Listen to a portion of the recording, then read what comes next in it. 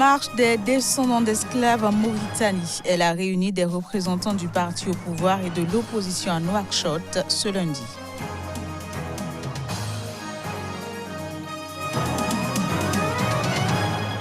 La crise politique se poursuit en Guinée-Bissau. Les députés ne parviennent toujours pas à élire un bureau, condition préalable à la composition du gouvernement.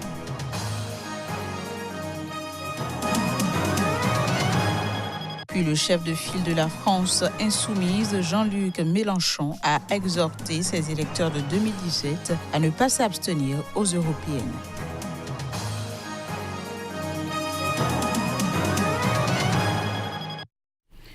Nouvelle session de l'information sur Sika TV. Bienvenue à toutes et à tous. Je l'annonçais en titre, en Mauritanie, des représentants du parti au pouvoir et de l'opposition ont ensemble pris part pour la première fois ce lundi à Nouakchott à la marche annuelle des Haratines, des descendants d'esclaves. Le but de ce mouvement est de dénoncer des discriminations. Voici les images. La marche de cette année a connu une mobilisation moins forte que lors des éditions précédentes. Défilant dans les rues de Nouakchott, opposants et représentants du parti au pouvoir mauritanien ont participé ensemble à la marche annuelle des Haratines, les descendants d'esclaves qui dénoncent des discriminations, une situation inédite dans ce pays. Cette cause a réuni autour d'elle l'ensemble de la classe politique mauritanienne, tous les acteurs de la société civile, tous les militants de droits de l'homme. Donc voilà, aujourd'hui un consensus sans précédent. Nous espérons que prochainement ce consensus va verser dans des mesures concrètes, menées par les gouvernants, par les responsables, les acteurs de la chose publique. Aujourd'hui, quand nous voyons que tous les Mauritaniens sont autour de nous, qu'ils soient des teints clairs ou qu'ils soient des négro-africains ou haratines, tout ce monde-là est réuni justement pour dire non à l'élimination, non à la marginalisation de la communauté haratine. Je pense que déjà c'est un progrès. La marche des Haratines vise à dénoncer la persistance des formes d'esclavage dans ce pays d'Afrique de l'Ouest. Officiellement, l'esclavage a été aboli en 1981 en Mauritanie, pays de 4,5 millions d'habitants d'origine arabo-berbère, les Maures, et d'Afrique subsaharienne, les négros africains. Mais selon des ONG, le phénomène persiste, notamment sous la forme de cessions gratuites par les descendants d'esclaves d'une partie de leur récolte à leurs maîtres traditionnels, de mariages forcés d'esclaves ou même de vente. En août 2015, la Mauritanie a adopté une nouvelle loi faisant de l'esclavage un crime contre l'humanité, réprimé par des peines allant jusqu'à 20 ans de prison. Un rapport de l'ONG australienne Walk Free évaluait en 2014 les victimes de l'esclavage à environ 150 000 personnes, soit 3% de la population mauritanienne actuelle. Au Soudan, les leaders de la contestation et les militaires au pouvoir ne s'entendent toujours pas sur la composition du futur conseil conjoint qui devrait prendre la tête du pays. Ils ont proposé des compositions différentes qui incluraient, disais-je, des représentants de l'armée et des civils. C'est ce qu'a déclaré le porte-parole des militaires au cours d'une conférence de presse après une rencontre entre les deux partis. Reportage. Les leaders de la contestation au Soudan et les militaires au pouvoir ont tenu de nouvelles discussions lundi sur la composition d'un conseil conjoint qui inclurait des représentants de l'armée et des civils et prendrait la tête du pays. Exprimant l'espoir qu'un accord sera prochainement trouvé sur la forme définitive de cet organe qui doit remplacer le conseil militaire, le porte-parole militaire a annoncé au cours d'une conférence de presse que les deux camps ont proposé chacun des compositions différentes.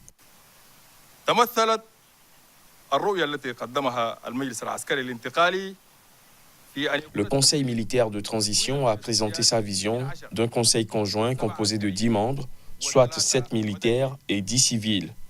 Entre-temps, le Comité de l'Alliance pour la liberté et le changement a présenté sa vision d'un conseil conjoint de 8 civils et 7 militaires. عسكريين. قولوا أننا أعلنا أن Nous avons annoncé que tout le pouvoir exécutif serait composé de civils. Mais les nécessités qui nous ont fait prendre le parti du peuple lors de la Révolution sont toujours là et elles exigent que les forces armées restent dans le Conseil souverain.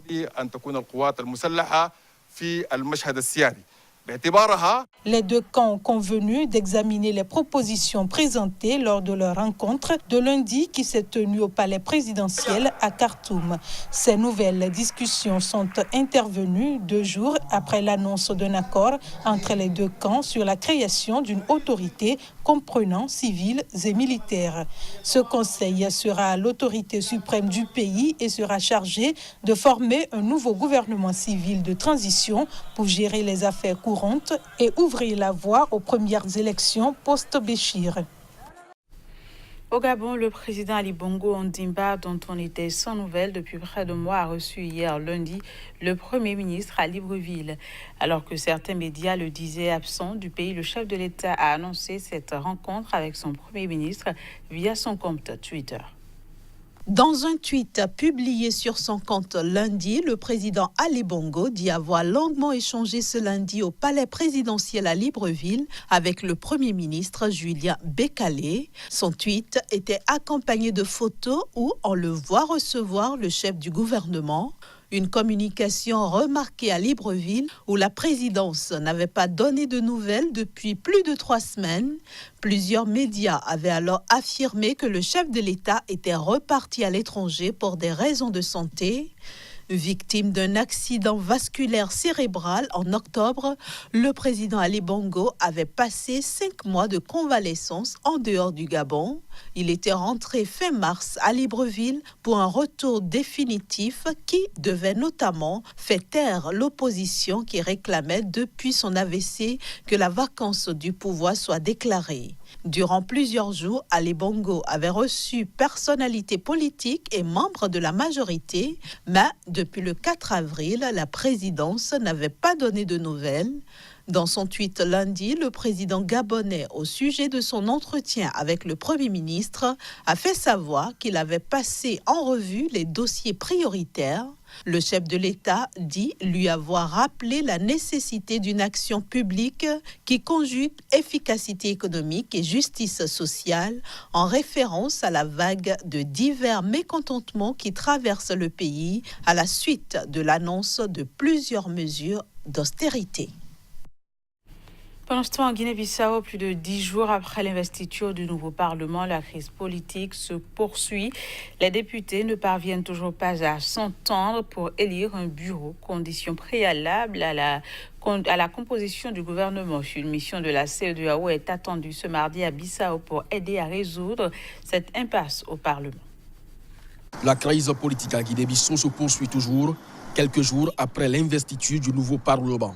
Depuis le 18 avril, les députés ne parviennent pas à s'entendre pour élire un bureau, condition préalable à la composition du gouvernement. Les débats chopent sur l'attribution du poste de 2e vice-président de l'Assemblée qu'un parti dissident du parti au pouvoir revendique. Le PAIGC et ses alliés s'opposent à l'élection comme 2e vice-président de Brahima Kamara, coordonnateur du MADEM G15, provoquant des débats agités à l'Assemblée. Faute d'élection du bureau complet de l'Assemblée, celle-ci ne peut pas proposer au président de la République, José Mario Vaz, le nom d'un Premier ministre. Ce poste devrait revenir à Domingo Simoes Pereira, chef du Parti africain pour l'indépendance de la Guinée et du Cap-Vert, le PAIGC, mouvement historique qui a conduit le pays à l'indépendance et principale formation de la nouvelle Assemblée qui a mis en place une coalition majoritaire. Une mission de la communauté économique des États de l'Afrique de l'Ouest est attendue ce mardi à Bissau pour aider à résoudre l'impasse au Parlement qui bloque la nomination du nouveau Premier ministre. La mission de la CEDEAO doit rencontrer le président José Mario Vaz, le Premier ministre Aristide Gomez et les représentants de l'Union africaine et de l'Union européenne, ainsi que les responsables des partis politiques ayant des sièges au Parlement. Ce journal se poursuit au Bénin. La doyenne d'âge de l'Assemblée nationale, Rosine Vieira Soglo, entourée des anciens présidents de la République, Nicéphore Dieudonné Soglo et Thomas Boniaï, avec à leur côté la quasi-totalité des leaders de l'opposition, étaient hier face aux hommes de médias. Dénonçant unanimement ce qu'ils ont qualifié de parodie d'élection, ils ont appelé à l'annulation pure et simple du scrutin de dimanche dernier. La substance de leur déclaration avec Thomas Boniaï. Chers compatriotes, un rejet total du processus par notre peuple, un camouflet profond qui a été infligé au président. Selon la source internationale et nationale, le taux de participation au-dessous de 10%, ce qui est réel. Et si on se réfère à d'autres sources encore plus crédibles, nous dirions autour de 5%. Alors jusqu'ici, semble-t-il, les bourrages du Nil continuent pour que nous puissions sortir, qu'on nous sorte aujourd'hui à la face du monde, disons un taux de participation plus élevé. Mes chers amis, comment pourrait-on, au XXIe siècle, je suis à l'attention de nos amis venus de l'extérieur, et dire que le Bénin est mon pays. Et dans ce pays, que le président, après avoir mis la main sur toutes les institutions de la République, la Cour constitutionnelle, la Cour suprême, la justice, que sais-je encore, les médias, la presse, et quoi d'autre encore, pays aujourd'hui complètement continuer de mettre la main sur la pièce maîtresse de notre édifice présidentiel, c'est-à-dire le Parlement. Chers compatriotes, je n'ai jamais vu cela. On a 83 députés, notre président veut avoir les 83 députés. C'est-à-dire, cette démocratie, elle est déjà morte. Et le Bénin n'est plus un état de droit. Nous n'allons pas nous taire. Nous sommes dans une crise profonde. Et la solution se trouve entre deux mains. Le peuple béninois, vaillant, jaloux de sa démocratie et de sa constitution. Et de l'autre côté, le président. C'est lui d'abord. Il a tout l'arsenal juridique. On lui demande de mettre un terme, de mettre fin à ce processus qui a réussi à diviser le Bénin. Ses filles, ses fils. En France, le chef de file de la France insoumise, Jean-Luc Mélenchon, a exhorté ses électeurs de 2017 à ne pas s'abstenir aux européennes, ce qui reviendrait, selon lui, à dire continuer avec Emmanuel Macron. Il a lancé cet appel lors d'un meeting tenu à Bordeaux ce lundi et a par ailleurs critiqué la politique d'Emmanuel Macron. On l'écoute. Il y a un bon adage qui dit « c'est pas la perle qui fait le collier, c'est le fil ».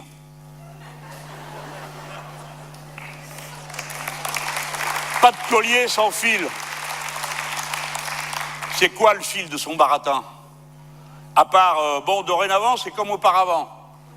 Cet homme ne s'est pas rendu compte qu'en jouant le pourrissement pendant des semaines et des semaines, jetant de l'huile sur le feu en quelque sorte pendant 24 semaines,